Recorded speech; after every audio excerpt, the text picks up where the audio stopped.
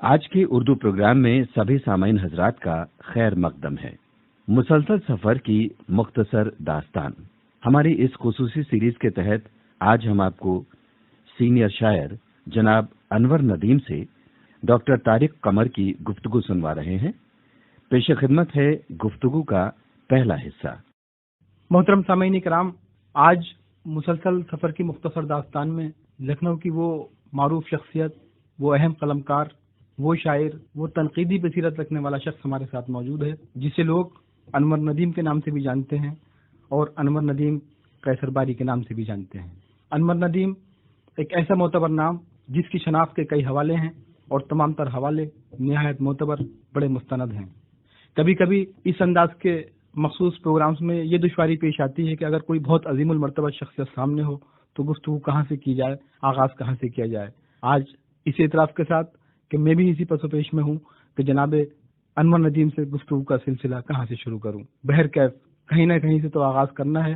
تو سب سے پہلے میں محترم انور ندیم صاحب کا شکریہ ادا کرتا ہوں کہ انہوں نے علالت کے باوجود اور بہت مصروفیت کے باوجود اپنا قیمتی وقت ہمیں فراہم کیا ہے۔ ندیم صاحب، بہت سے گوشے ہیں، بہت سے پہلو ہیں آپ کی شخصیت کے، ظاہر ہے کہ چند منٹوں میں اس کا احاطہ ناممکن ہے۔ انور ندیم ایک بہت اہم گھرانے سے تعلق رکھتے ہیں، ان کا سماجی منظرنامہ، ان کا خاندانی پس منظر بہت اہمیت کا حامل رہا ہے، لیکن ہم سننا چاہتے ہیں، اپنے سامعین کو بتانا چاہتے ہیں بزبان انور ندیم۔ میں سب سے پہلے تو یہ عرض کر دوں کہ میں خاندان، سمودائے، سماج، ان تمام جکڑ بندیوں سے بالکل آزاد ہوں۔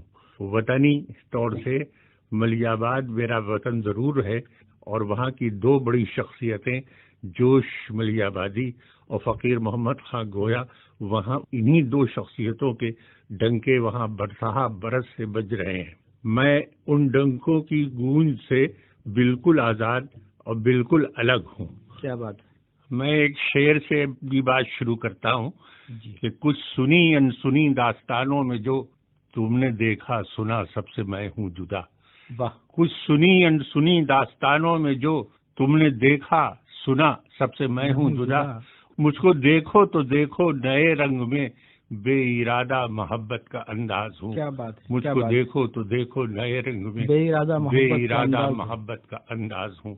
اب یہ بھی عرض کر دوں کہ میں بھیڑ کا آدمی ہرگز نہیں ہوں۔ بے شک۔ کسی بھی بھیڑ میں آپ میرا چہرہ نہیں دیکھیں گے، اس کی پرچھائی بھی وہاں نہیں دکھائی دے گی۔ وہ اجتماع کسی طرح کا ہو، مذہبی ہو، سماجی ہو، سیاسی ہو، میں وہاں کبھی کہیں نہیں دکھائی دوں گا۔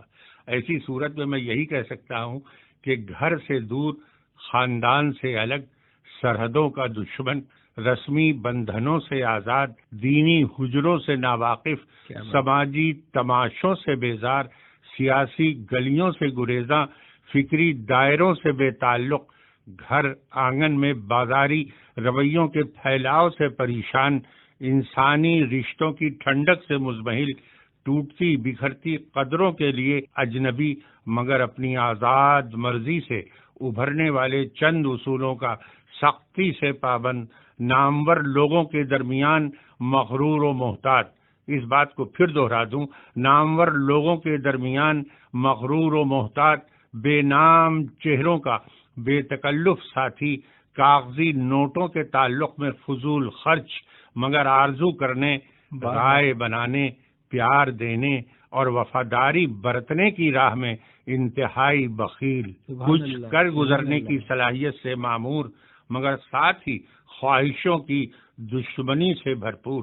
اس بات کو پھر دہرا دوں، کچھ کر گزرنے کی صلاحیت سے معمور، مگر ساتھ ہی خواہشوں کی دشمنی سے بھرپور، بیٹا بنانا بھائی، ساتھی بنانا دوست، کسی بھی رائج کسوٹی پر پورا اترنے کی صلاحیت سے محروم، گھر، سماج، نسل، قوم، وطن، دین، زبان، تہذیب، خون، تاریخ، کسی بھی تعصب، جذبے یا عزم سے پھوٹ کے بہنے والے گہرے، لامبے، خوشرنگ، خوفناک دریاؤں کے ٹھنڈے گنگنے پانیوں سے بہت دور، تنہا اور اداس، بوجھل اور پیاسا۔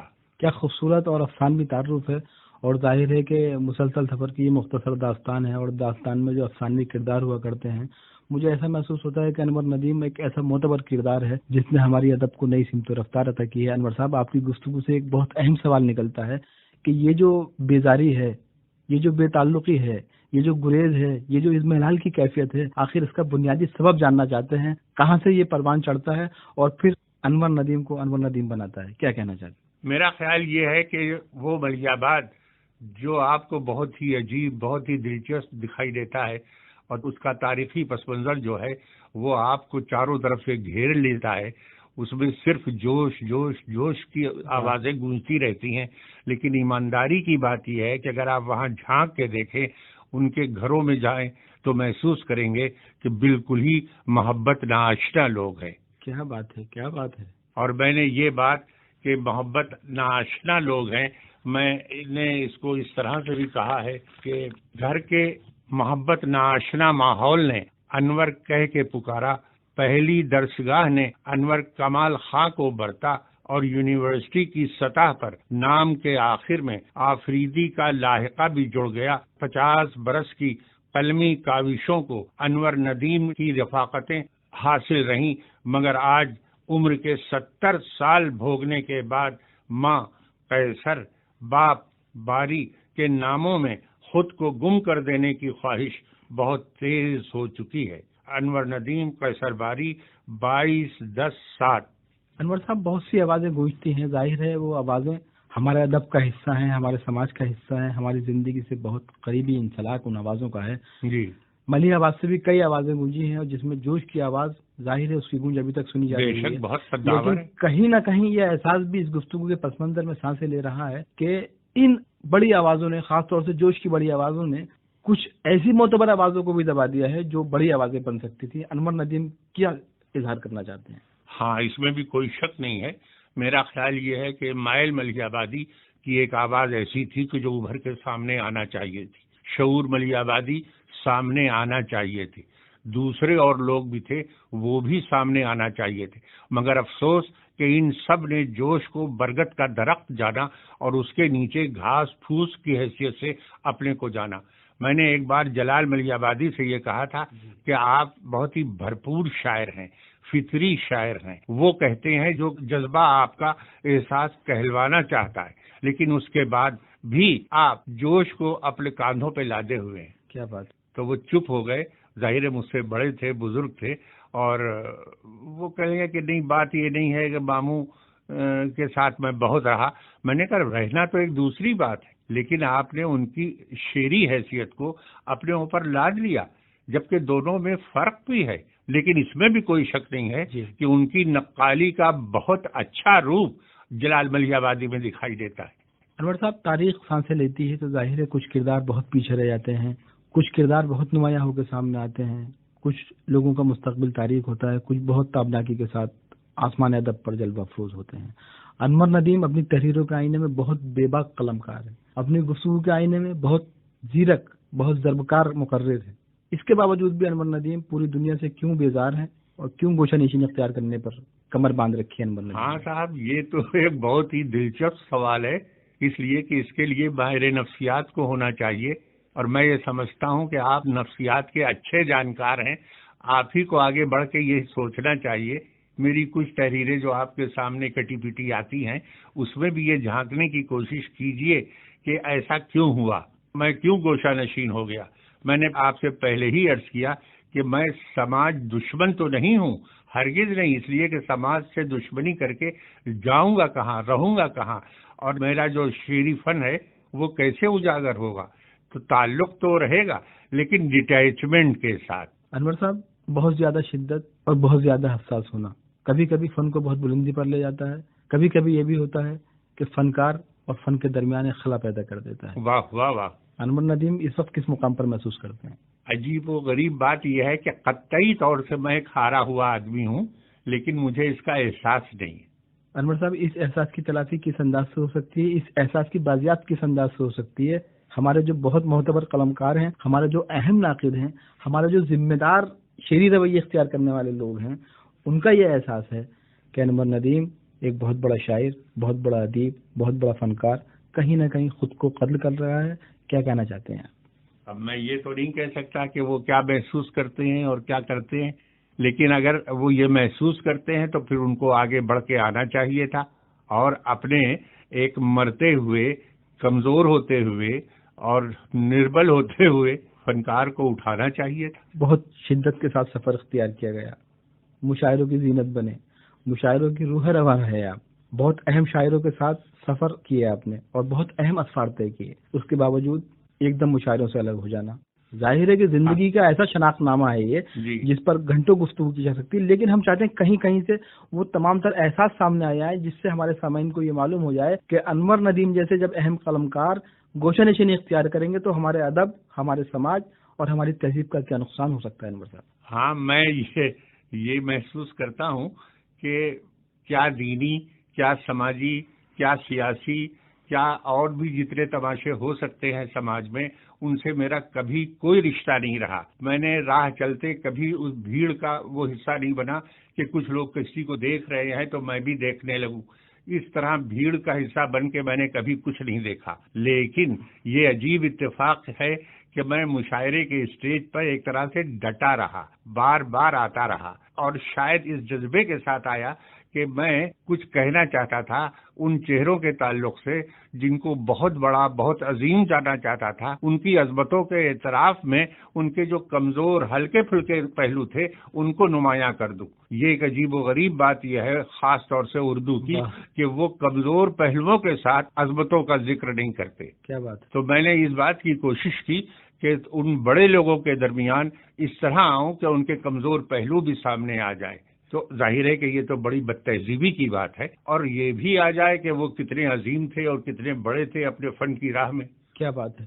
تو انور صاحب، یہ جو ایک تنقیدی بصیرت ہے جی، یا جو ایک اصلاحی پہلو ہے، اس کی ترغیب انور ندیم کو کہاں سے ملتی ہے، اور انور ندیم کی شخصیت پر کن لوگوں کے خاص اثرات مرتب ہوتے ہیں کہ وہ باقاعدہ طور پر ایک ایسا فنکار دنیا کے سامنے پیش کرتے ہیں جو ایک ایسے پرزم کے آئینے میں دنیا کو دیکھتا ہے جس میں تمام تر رنگ صاف اور نمایاں نظر آتے ہیں؟ میں نے اپنے والد کو اپنی آنکھ سے، جسمانی آنکھ سے نہیں دیکھا، لیکن اپنے بڑے بھائی کو جو مجھ سے باپ کے برابر تھے، یعنی 22 سال بڑے تھے اور ملیح آباد میں وکالت کر رہے تھے اور ذمہ داری چلا رہے تھے، لیکن ان کی ذمہ داری کچھ اس طرح چل رہی تھی کہ وہ اپنے کاشتکاروں کو بلاتے تھے، انصاف کرتے تھے، اور انصاف کے تقاضے اس طرح سے پورے ہوتے تھے کہ وہ زخمی ہو جاتے تھے کاشتکار، اور پھر گھر سے ہلدی اور چونا وغیرہ ان کے لیے جاتا تھا اور استعمال ہوتا تھا۔ تو مجھے وہاں سے ذمہ داری سے شدید نفرت پیدا ہوئی، اور جس کے نتیجے میں میں نے، معاف کیجیے گا، وہاں کی زندگی میں ایک بہت بڑی جائیداد اپنی بھوئی بھوئی کر کے پھینک دی۔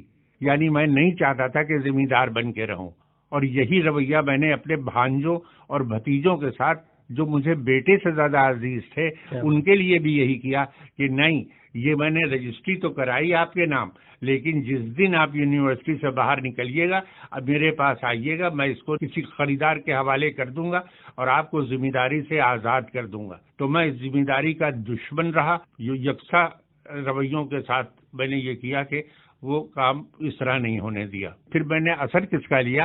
میں نے، ایک بھائی تھے میرے، ولی کمال خان عارف، لوگ جانتے ہیں، آپ یہاں بہت بعد میں آئے، یہ میں آپ کی کم نصیبی سمجھتا ہوں کہ آپ نے ان کو اپنی آنکھ سے نہیں دیکھا، اگر دیکھتے تو بہت خوشگوار اثر قبول کرتے۔ کیا بات! وہ ایک بڑے دانشور تھے، اور انہوں نے مجھے گائیڈ لائن بھی دی اور سماج سے لڑنا بھی سکھایا۔ لڑائی تو میں نے قبول نہیں کی کسی بھی طرح، لیکن یہ کہ انہوں نے میرے اندر ایک عجیب سا جذبہ جگا دیا۔ آج جو کچھ بھی میں ہوں، میری سوچ، میری قلم کے جتنے دھارے ہیں، وہ سب ولی کمال خان عارف کے زیر اثر ہیں۔ سبحان اللہ، سبحان اللہ۔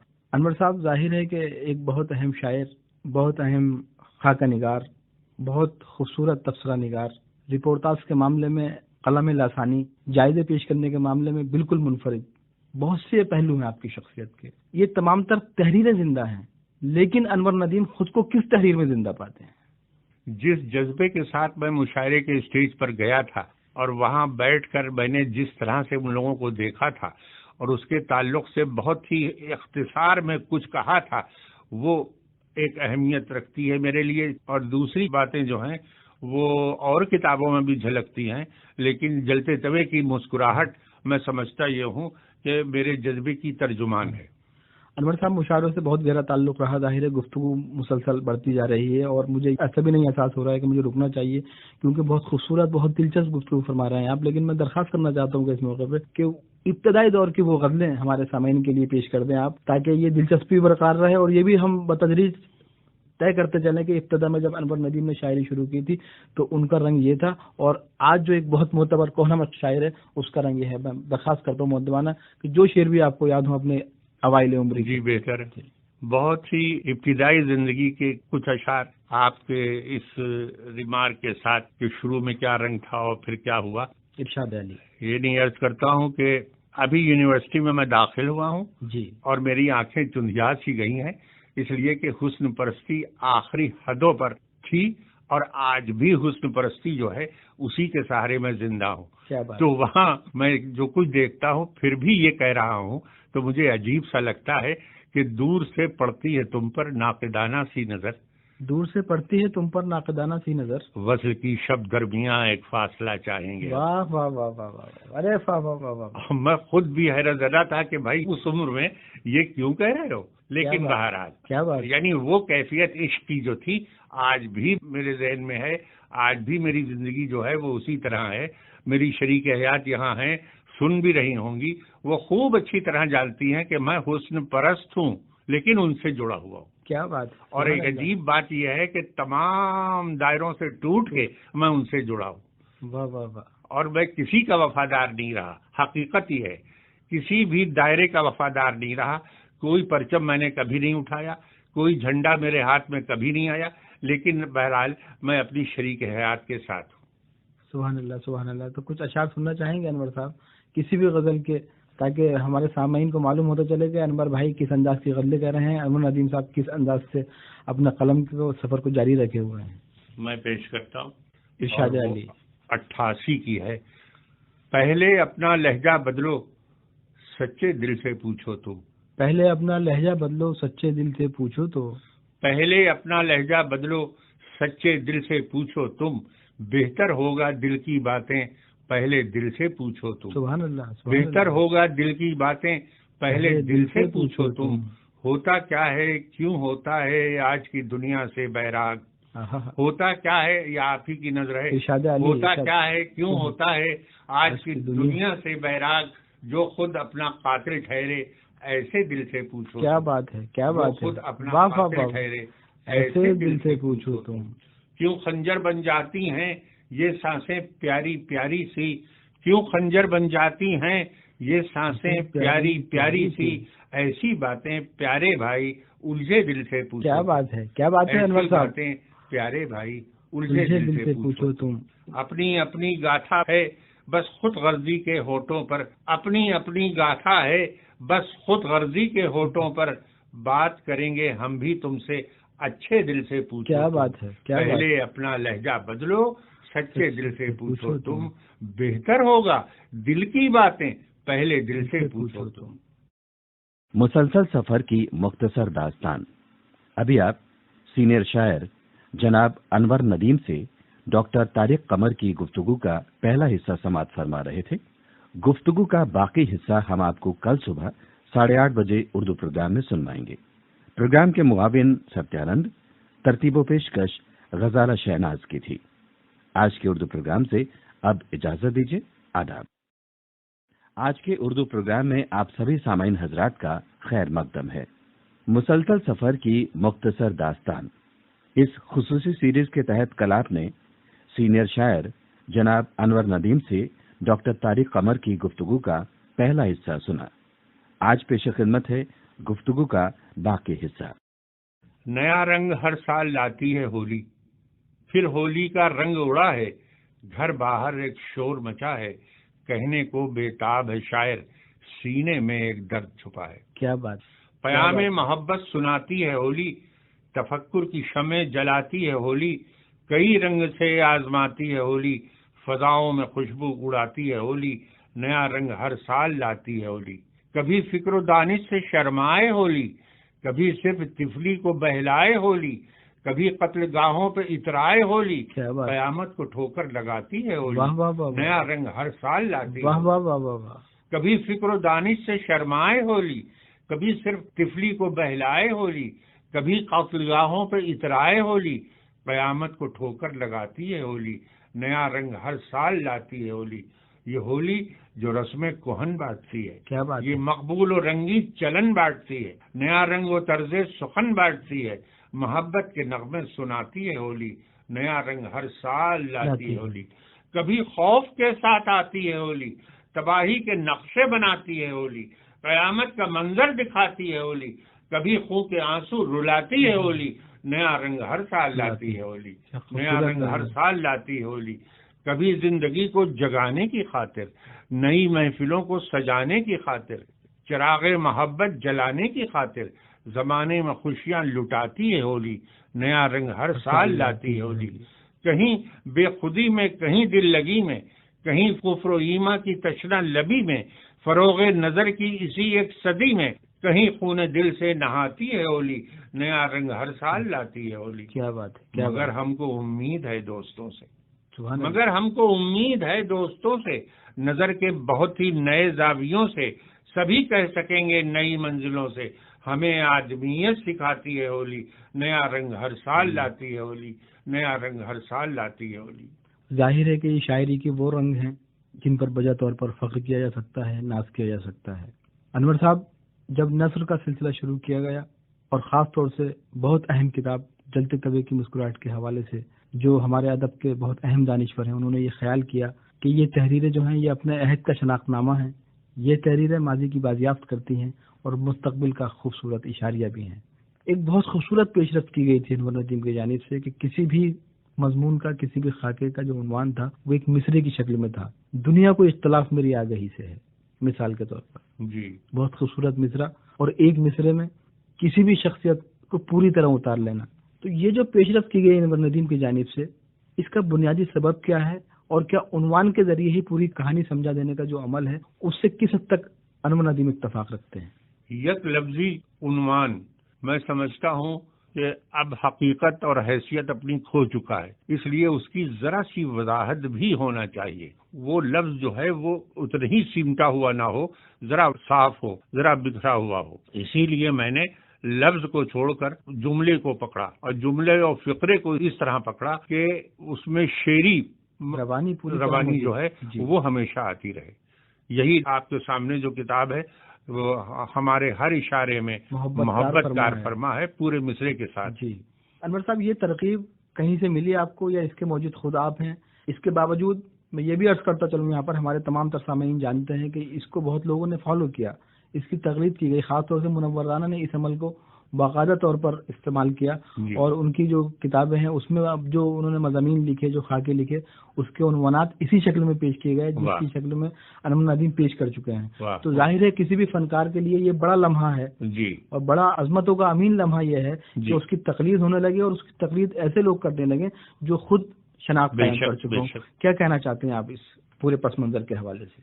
میں صرف یہی کہہ سکتا ہوں کہ مجھے خود تو اس بات کا زیادہ احساس ہے نہیں، لیکن چونکہ اپنی خودی کا آدمی تھا اور ہمیشہ اس بات کا خیال رکھا کہ کوئی نیاپن ضرور ہونا چاہیے۔ اگر آپ کبھی میری کٹیا میں آئیں گے تو وہاں کے در و دیوار میں بھی میری اپنی ایک پہچان ضرور دکھائی دے گی۔ سبحان اللہ۔ میں نے اس میں کچھ ایسا کر رکھا ہے کہ آپ کی فکر کو، آپ کے احساس کو وہ چھوئے گا۔ اسی طرح کتابوں میں بھی میں نے یہ سوچا کہ کتاب یوں ہی نہیں ہے، اس کا ٹائٹل یوں ہی بیکار نہیں جانا چاہیے، اس میں ایک نیاپن ضرور ہونا چاہیے، اور صرف نیاپن کی خاطر نہیں بلکہ آپ کے احساس کا ترجمان ہونا چاہیے۔ یہ سب جو کچھ بھی کیا میں نہیں سمجھتا کہ کسی کی ترغیب سے ہوا۔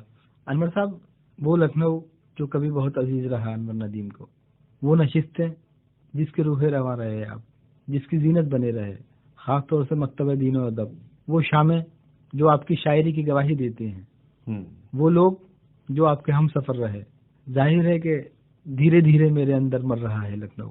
ایک زمانے میں یہ لکھنؤ انور ندیم کے اندر سانسیں لیتا تھا، آج شاید ہمیں احساس ہوتا ہے کہ یہ لکھنؤ انور ندیم کے اندر مرنے لگا ہے۔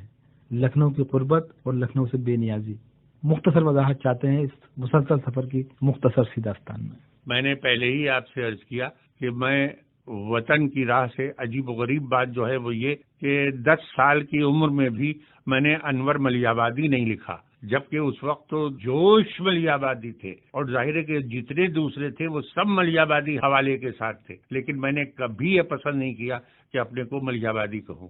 اسی طرح لکھنوی کے تعلق سے بھی میں نے اس طرح کی بات نہیں کی، میرا ذہن کبھی اس بات کی طرف مائل نہیں ہوا کہ میں ملیح آباد کا ہوں، لکھنؤ کا ہوں، اتر پردیش کا ہوں، اور آگے بڑھ کے بھی دیکھیے تو میں ہندوستان کا ہوں۔ تو میں اس تعلق میں نہیں دیکھتا اپنے کو، کسی دائرے میں نہیں دیکھتا، ہرگز وطنی دائرے میں اپنے کو نہیں دیکھتا۔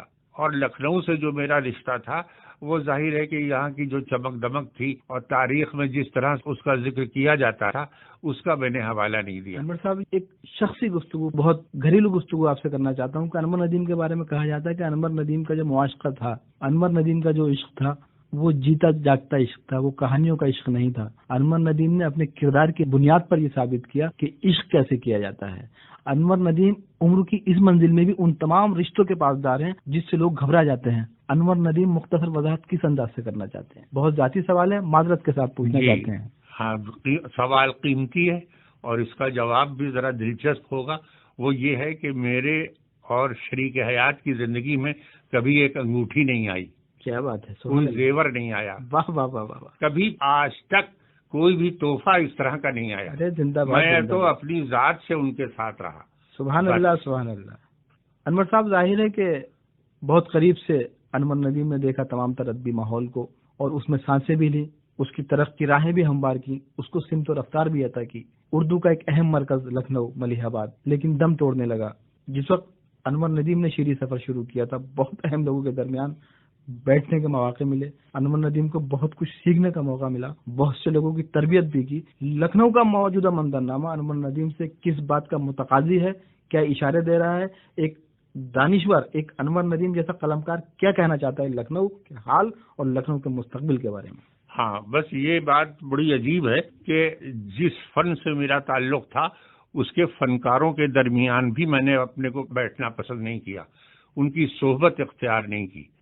انور صاحب، میں نے کتابوں میں بھی پڑھا، لوگوں کی زبانی بھی سنا آپ کے حوالے سے، آپ کے تعلق سے، کہ ایک سایہ سا ہے جو سر شام امین آباد کی طرف سفر کرتا ہے، بہت معتبر سایہ ہے، اپنی پوری قدروں کے ساتھ، اپنے پورے تہذیبی رویوں کے ساتھ سفر کرتا ہوا مکتبہ دین و ادب پہنچتا ہے، وہاں پر بہت دیر بیٹھتا ہے، بہت دلچسپ گفتگو کرتا ہے، اور پھر اچانک اس کے اوپر ایک بیزاری کی کیفیت طاری ہوتی ہے، اور وہ سایہ وہاں سے اٹھتا ہے اور پھر ہمیشہ کے لیے اٹھ کے گوشہ نشینی اختیار کر لیتا ہے۔ کم شبدوں میں یہی کہا جا سکتا ہے کہ یہ کوئی ذہنی گتھی ہے، گرا ہے، بیماری ہے کہ میں، لیکن وہی بات کہہ سکتا ہوں کہ پانی میں مستقل نہیں رہا جا سکتا۔ کیا بات، تیراک جو ہے وہ اپنا کام کرنے کے بعد نکل آتا ہے۔ سبحان اللہ، سبحان اللہ۔ اور میرے عاشق تھے والی یاسی صاحب، میں ہرگز اس محبت کا مقابلہ نہیں کر سکتا جو وہ مجھ سے محبت رکھتے تھے، پیار رکھتے تھے، وہ بہت عزیز تھے مجھے، لیکن پھر بھی میں نے مناسب سمجھا کہ اب الگ ہو جاؤں۔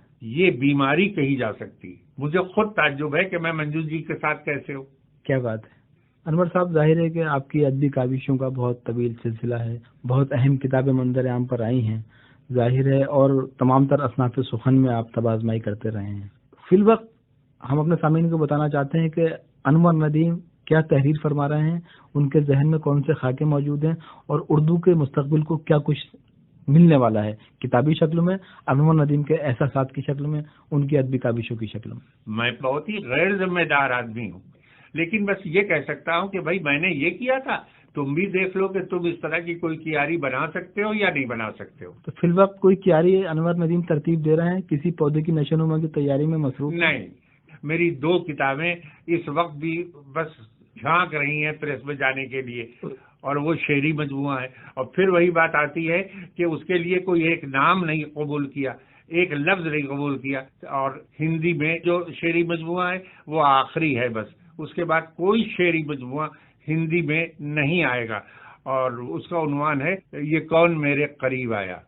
یہ کون میرے قریب آیا، بہت خوبصورت عنوان ہے انور صاحب، ظاہر ہے، اور اس کے ٹائٹل کے اوپر کچھ یہ ہے کہ بہت سویرے وہ کون میرے قریب آ کے یہ کہہ گیا ہے، کیا بات، بہت سویرے وہ کون میرے قریب آ کے یہ کہہ گیا ہے، میں حرف آخر کہاں سے لاؤں، میں ہر زمانے میں بولتا۔ ارے واہ واہ واہ واہ واہ، بلا شبہ عظیم فنکاروں کا یہ خاصہ رہا ہے انور صاحب، اور آپ تو بہت بہتر جانتے ہیں، بہت اچھا احساس آپ کا ہے تو میں یہ جاننا چاہتا ہوں کہ اس وقت جو شعری مجموعہ آ رہا ہے اس کا کچھ کلام ہمارے سامعین تک پہنچ جائے، تاکہ یہ سلسلہ جو ہے سفر کا بیچ بیچ میں یہ پڑاؤ کی حیثیت سے ہم دیکھتے چلیں۔ بتائیں آپ نے مجھے بہت موقع دیا، اور اس میں بھی دیکھیے جی جلانے والے 4 مصرے کہ تاریخ بلاتی ہے کہ بیکار کے لوگوں، تاریخ بلاتی ہے کہ بیکار کے لوگوں، تاریخ بلاتی ہے کہ بیکار کے لوگوں، ہر دور کے بکھرے ہوئے ٹکڑوں کو سمیٹو۔ کیا بات ہے! صدیوں سے اسی کام پہ معمور ہے دنیا، ماضی کو بھلانے کی اجازت نہیں دیتی۔ واہ واہ واہ واہ واہ! ایک خاص زاویے سے میں نے یہ کہنے کی کوشش بہت کی، کیا خوبصورت احساس، لیکن ظاہر ہے کہ اوپر سے یہ لگتا ہے کہ جی جلا رہے ہیں۔ تاریخ بلاتی ہے کہ بیکار کے لوگوں، ہر دور کے بچھڑے ہوئے ٹکڑوں کو سمیٹو، صدیوں سے اسی کام پہ معمور ہے دنیا، ماضی کو بھلانے کی اجازت نہیں دیتی۔ انور صاحب، یہ شعری سفر جاری ہے ظاہر ہے، تو میں درخواست کرتا ہوں کہ کچھ کلام جو ادھر آپ نے کہا ہو، اور ظاہر ہے کہ آپ گوشہ نشین ہو گئے ہیں، اب مشاعروں میں دعوت ناموں کے باوجود بھی نہیں جانا پسند کرتے ہیں، بہت لوگ اصرار کرتے رہتے ہیں، تو کسی بہت اہم یا بہت خاص نشست میں بہت اصرار کے بعد آپ کی تشریف آوری ہوتی ہے، تو اس وقت میں مؤدبانہ درخواست کروں گا کہ اپنے 2-3 غزلیں ہمارے سامعین کے لیے پیش کر دیں، تاکہ ہم محظوظ ہو سکیں، ہمارے سامعین اس سے محظوظ ہو سکیں۔ اسی کے ساتھ رہتے ہیں، بہت پہلے سے ملتے ہیں، اسی کے ساتھ رہتے ہیں، بہت پہلے سے ملتے ہیں، اسی کے ساتھ رہتے ہیں، بہت پہلے سے ملتے ہیں، مگر ہم روز اس کے ایک نئے چہرے سے ملتے ہیں۔ بہت اچھا ہے، بہت اچھا ہے، واہ واہ واہ واہ واہ! جی شکریہ، مہربانی۔ ارے کیا اسی کے ساتھ رہتے ہیں، کیا زاویہ ہے، واہ واہ واہ! جی مجبوریاں اسی کے ساتھ رہتے ہیں، بہت پہلے سے ملتے ہیں، مگر ہم روز اس کے ایک نئے چہرے سے ملتے ہیں۔ وہی تو آج شورش کے لیے مجبور کرتا ہے، وہی تو آج شورش کے لیے مجبور کرتا ہے، مگر اس آدمی سے ہم بہت پہلے سے ملتے ہیں۔ کیا بات ہے، کیا بات ہے! مگر اس آدمی سے ہم بہت پہلے سے ملتے ہیں۔ رواداری تکلف ہے، تکلف بھی ضروری ہے، رواداری تکلف ہے، تکلف بھی ضروری ہے، غنیمت ہے کہ تم سے غیر کے رشتے سے ملتے ہیں۔ کیا بات ہے، کیا غنیمت ہے کہ تم سے غیر کے رشتے سے ملتے ہیں۔ یہاں تو آئینے میں ہے یہی ایک معتبر چہرہ، یہاں تو آئینے میں ہے یہی ایک معتبر چہرہ، مگر ہم روز اپنے دوسرے چہرے سے ملتے ہیں۔ سبحان اللہ، سبحان اللہ! مگر ہم روز اپنے دوسرے چہرے سے ملتے ہیں۔ حقیر و ناتواں ہے، وقت کی ٹھوکر پہ رہتا ہے، حقیر و ناتواں ہے، وقت کی ٹھوکر پہ رہتا ہے، فرشتے بھی کبھی اس خاک کے پتلے سے ملتے ہیں۔ کیا بات ہے، کیا بات ہے، واہ واہ واہ واہ واہ! جی شکریہ۔ فرشتے بھی کبھی اس خاک کے پتلے سے ملتے ہیں۔ غضب ہے اس قیامت کی گھڑی میں سوچنے والے، غضب ہے اس قیامت کی گھڑی میں سوچنے والے، کبھی ٹوٹے کبھی بکھرے کبھی الجھے سے ملتے ہیں۔ ارے واہ واہ واہ واہ! پھر زحمت فرمائیے گا محترم۔ غضب ہے اس قیامت کی گھڑی میں سوچنے والے، کبھی ٹوٹے کبھی بکھرے کبھی الجھے سے ملتے ہیں۔ کبھی کچھ قدر و قیمت تھی ریاضت کی، مشقت کی، زمین و آسماں اس دور میں گھپلے سے ملتے ہیں۔ کیا بات ہے، کیا قافیہ ہے! کبھی کچھ قدر و قیمت تھی ریاضت کی، مشقت کی، زمین و آسماں اس دور میں گھپلے سے ملتے ہیں۔ بہت ہی شور و غل میں کیا کسی ہمراز سے ملنا، اگر تنہائی ملتی ہے تو ہم اپنے سے ملتے ہیں۔ کیا بات ہے، اچھا ہے، اگر تنہائی ملتی ہے تو ہم اپنے سے ملتے ہیں۔ اپنے سے بیزار ہونا اور پھر اپنے سے ملنے کی ایک کہیں کاسک اور خواہش۔ واہ واہ، کیا اچھی بات کہی۔ جی تو یہ سفر اگر جاری رہے انور صاحب تو ہمارے سامعین کچھ اور محدود ہو سکے۔ بہت خوبصورت غزل پیش کی ہے آپ نے، تو ایک غزل اور اپنی پسند کی فرما دیں گے تو بہت عنایت ہوگی، آپ کی بڑی مہربانی۔ عرض کرتا ہوں کہ ہر ایک آنگن میں ٹوٹتے ہیں لطیف رشتوں کے نرم دھاگے، ہر ایک آنگن میں ٹوٹتے ہیں لطیف رشتوں کے نرم دھاگے۔ ہاں میری زندگی ہے، ہر ایک آنگن میں ٹوٹتے ہیں لطیف رشتوں کے نرم دھاگے، جو کل سلیقے سے جی رہے تھے انہی کو گردش کی دھول چاٹے۔ واہ واہ واہ! ہر ایک آنگن میں ٹوٹتے ہیں لطیف رشتوں کے نرم دھاگے، جو کل سلیقے سے جی رہے تھے انہی کو گردش کی دھول چاٹے۔ ابھی تو پھیلے ہوئے ہیں جگ میں تمام حرص و ہوس کے بندے، وہ دور آیا نہیں ہے اب تک دلوں میں جو انقلاب ڈالے۔ واہ واہ واہ! ابھی تو پھیلے ہوئے ہیں جگ میں تمام حرص و ہوس کے بندے، وہ دور آیا نہیں ہے اب تک دلوں میں جو انقلاب ڈالے۔ ہمارے جیسے اداس لوگوں کی زندگی کو قرار بانٹے، ہمارے جیسے اداس لوگوں کی زندگی کو قرار بانٹے، وہی جو اپنی نظر میں یارو تمام مستی سمیٹ لائے، وہی جو اپنی نظر میں یارو تمام مستی سمیٹ لائے، جو صرف باتوں میں جیت لیں گے تمام فکر و عمل کی جنگیں، جو صرف باتوں میں جیت لیں گے تمام فکر و عمل کی جنگیں، فرار کی منزلوں میں ہم نے انہی کو دیکھا ہے سب سے آگے، فرار کی منزلوں میں ہم نے انہی کو دیکھا ہے سب سے آگے، وہ بات کہنا ہے دوستوں سے کہیں بھی پرشور محفلوں میں، وہ بات کہنا ہے دوستوں سے کہیں بھی پرشور محفلوں میں، جو بات اپنے اداس دل کی اداس لمحوں میں کہنا پائے۔ کیا بات ہے انور صاحب، کیا احساس ہے، شکریہ، مہربانی۔ واہ واہ۔ وہ بات کہنا ہے دوستوں سے کہیں بھی پرشور محفلوں میں، جو بات اپنے اداس دل کی اداس لمحوں میں کہہ نہ پائے، یہ چند صدیاں جو جی رہی ہیں عجیب محشر کے درمیان ہیں، یہ چند صدیاں جو جی رہی ہیں